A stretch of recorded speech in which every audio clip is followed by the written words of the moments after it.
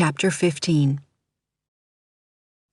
Carol walked barefoot, with little short steps to the shower room in the corner, groaning at the cold. She had red polish on her toenails, and her blue pajamas were too big for her. "It's your fault for opening the window so high," Therese said. Carol pulled the curtain across, and Therese heard the shower come on with a rush. "Ah, divinely hot," Carol said. "Better than last night." It was a luxurious tourist cabin, with a thick carpet and wood-paneled walls and everything from cellophane-sealed shoe rags to television. Therese sat on her bed in her robe, looking at a road map, spanning it with her hand. A span and a half was about a day's driving, theoretically, though they probably would not do it. "We might get all the way across Ohio today," Therese said. Ohio, noted for rivers, rubber, and certain railroads. On our left, the famous Chillicothe drawbridge, where 28 Hurons once massacred 100 morons. Therese laughed. "And where Lewis and Clark once camped."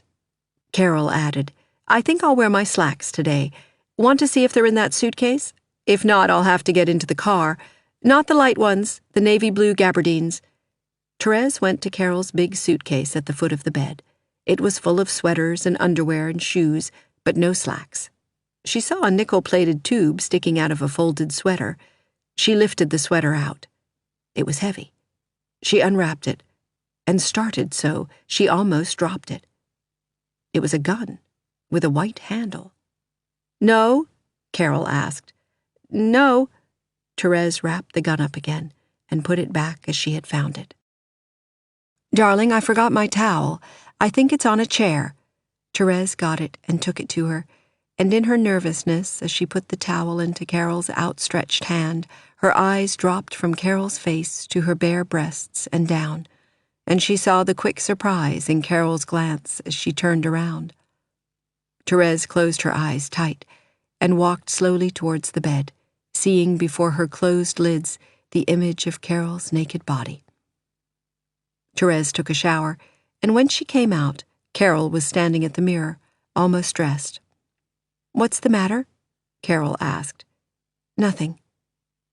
Carol turned to her, combing her hair that was darkened a little by the wet of the shower. Her lips were bright with fresh lipstick, a cigarette between them. "Do you realize how many times a day you make me ask you that?" she said. "Don't you think it's a little inconsiderate?" During breakfast, Therese said, "Why did you bring that gun along, Carol?" "Oh, so that's what's bothering you." "It's Harge's gun. Something else he forgot." Carol's voice was casual. "I thought it'd be better to take it than to leave it." "Is it loaded?" "Yes, it's loaded. Harge got a permit, because we had a burglar at the house once." "Can you use it?" Carol smiled at her. "I'm no Annie Oakley. I can use it." "I think it worries you, doesn't it?" "I don't expect to use it." Therese said nothing more about it. But it disturbed her whenever she thought of it. She thought of it the next night, when a bellhop set the suitcase down heavily on the sidewalk. She wondered if a gun could ever go off from a jolt like that. They had taken some snapshots in Ohio, and because they could get them developed early the next morning, they spent a long evening and the night in a town called Defiance. All evening they walked around the streets, looking in store windows, walking through silent residential streets where lights showed in front parlors, and homes looked as comfortable and safe as birds' nests. Therese had been afraid Carol would be bored by aimless walks, but Carol was the one who suggested going 1 block further, walking all the way up the hill to see what was on the other side. Carol talked about herself and Harge. Therese tried to sum up in one word what had separated Carol and Harge, but she rejected the words almost at once: boredom, resentment, indifference. Carol told her of one time that Harge had taken Rindy away on a fishing trip and not communicated for days. That was a retaliation for Carol's refusing to spend Harge's vacation with him at his family's summer house in Massachusetts. It was a mutual thing, and the incidents were not the start. Carol put 2 of the snapshots in her billfold, one of Rindy in Jodhpurs and a derby that had been on the first part of the roll, and one of Therese with a cigarette in her mouth and her hair blowing back in the wind. There was one unflattering picture of Carol standing huddled in her coat that Carol said she was going to send to Abby because it was so bad. They got to Chicago late one afternoon, crept into its gray, sprawling disorder behind a great truck of a meat distributing company. Therese sat up close to the windshield. She couldn't remember anything about the city from the trip with her father. Carol seemed to know Chicago as well as she knew Manhattan. Carol showed her the famous loop, and they stopped for a while to watch the trains and the homeward rush of 5:30 in the afternoon. It couldn't compare to the madhouse of New York at 5:30. At the main post office, Therese found a postcard from Danny, nothing from Phil, and a letter from Richard. Therese glanced at the letter and saw it began and ended affectionately. She had expected just that, Richard's getting the general delivery address from Phil and writing her an affectionate letter. She put the letter in her pocket before she went back to Carol. "Anything?" Carol said.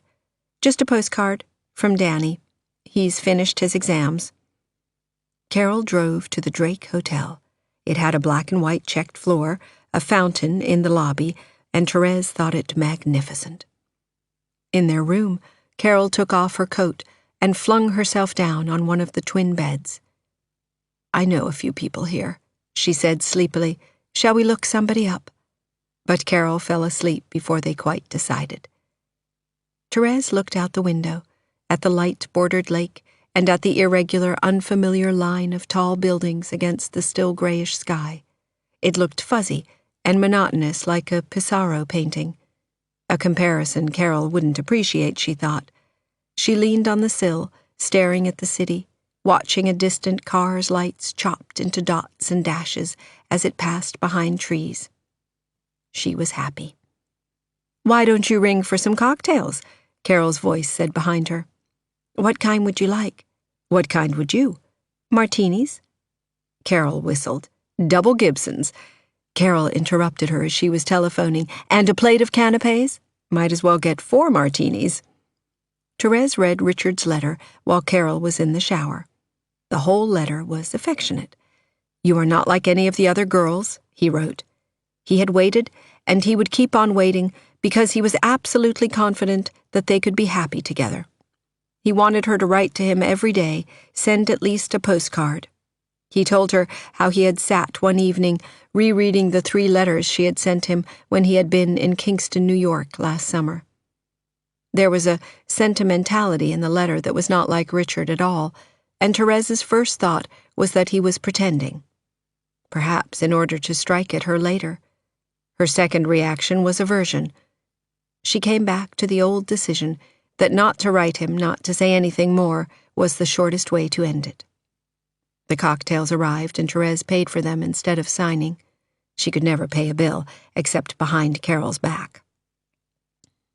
"Will you wear your black suit?" Therese asked when Carol came in. Carol gave her a look. "Go all the way to the bottom of that suitcase," she said, going to the suitcase. "Drag it out, brush it off, steam the wrinkles out of it for half an hour." "We'll be a half hour drinking these." "Your powers of persuasion are irresistible." Carol took the suit into the bathroom and turned the water on in the tub. It was the suit she had worn the day they had had the first lunch together. "Do you realize this is the only drink I've had since we left New York?" Carol said. "Of course you don't." "Do you know why? I'm happy." "You're beautiful," Therese said. And Carol gave her the derogatory smile that Therese loved and walked to the dressing table. She flung a yellow silk scarf around her neck and tied it loosely and began to comb her hair. The lamp's light framed her figure like a picture, and Therese had a feeling all this had happened before. She remembered suddenly the woman in the window brushing up her long hair, remembered the very bricks in the wall, the texture of the misty rain that morning. "How about some perfume?" Carol asked, moving towards her with the bottle. She touched Therese's forehead with her fingers. at the hairline where she had kissed her that day.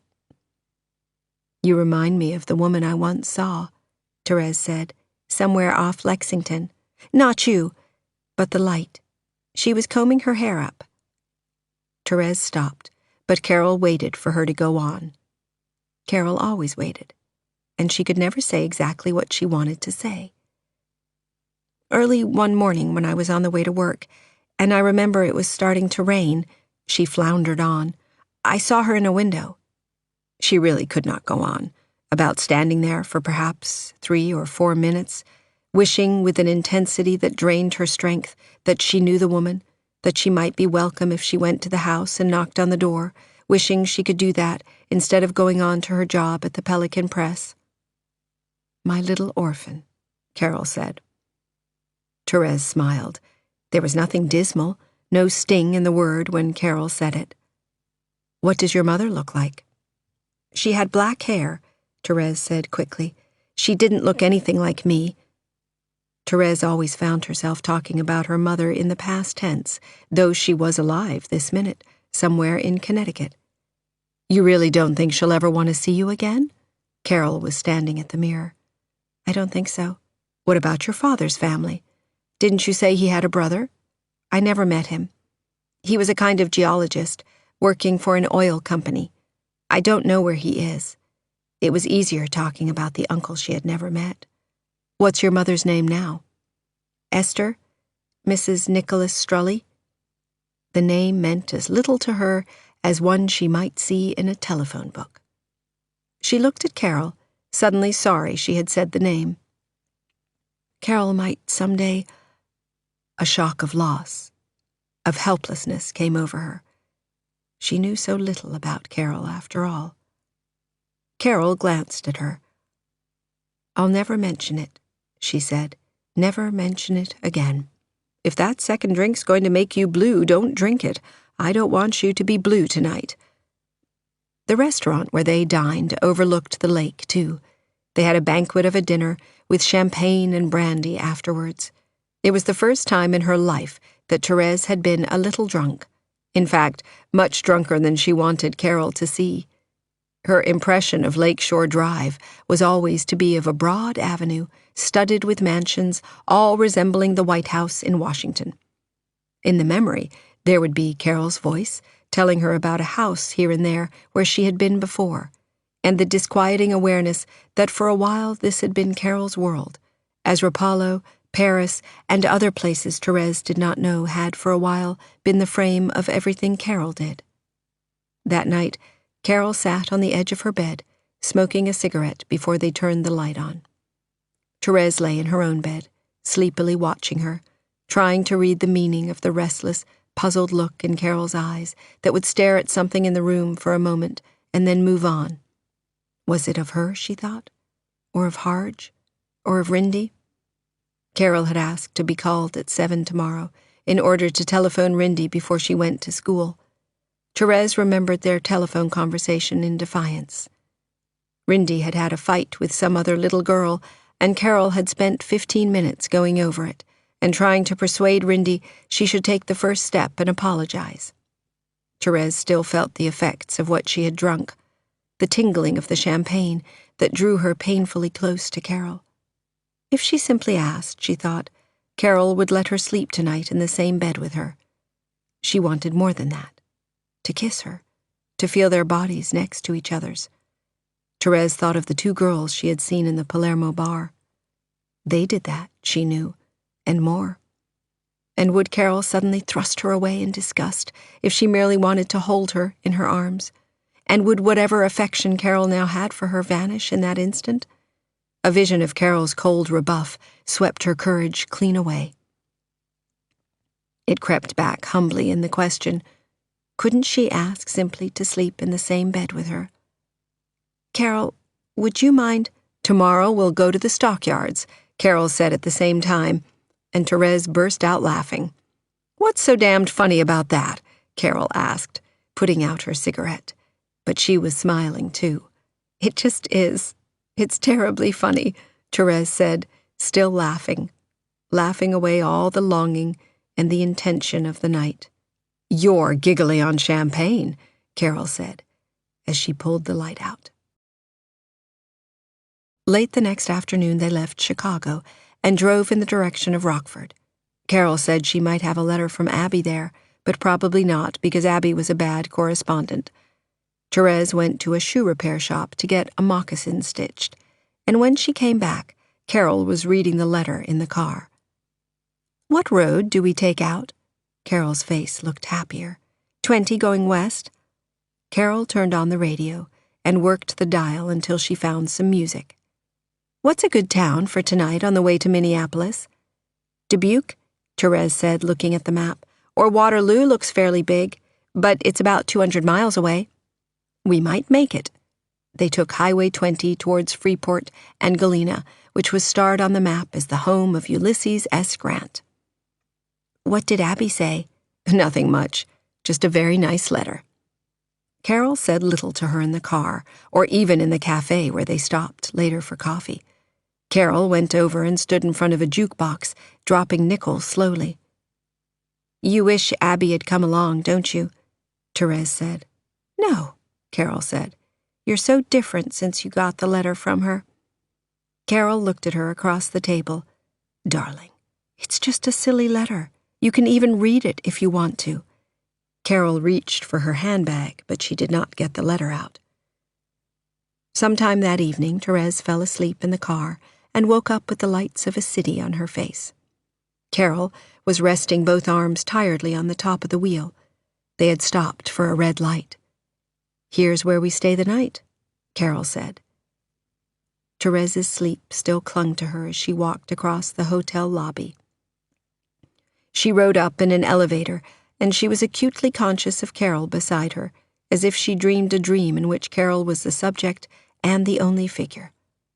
In the room, she lifted her suitcase from the floor to a chair, unlatched it and left it, and stood by the writing table, watching Carol.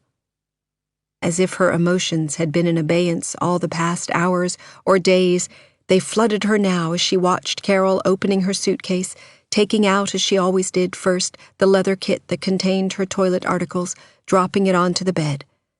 She looked at Carol's hands, at the lock of hair that fell over the scarf tied around her head, at the scratch she had gotten days ago across the toe of her moccasin.